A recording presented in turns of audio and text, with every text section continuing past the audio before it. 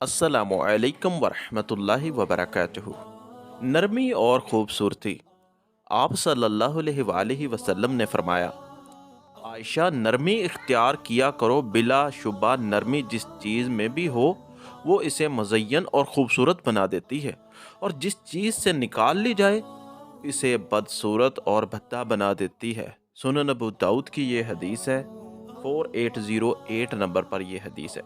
तो अपने लहजे में, अपने अखलाक में नरमी ज़रूर इख्तियार कीजिए, क्योंकि नबी अलैहिस्सलातु वस्सलाम की इस हदीस के मुताबिक बिलाशुबा नरमी जो है वो हर चीज़ को मुज़य्यन और ख़ूबसूरत बना देती है। अल्लाह ताला हम सब को इखलाक में नरमी वाला बना दे, लोगों से नरमी के नरम लहजे में बात करने वाला बना दे।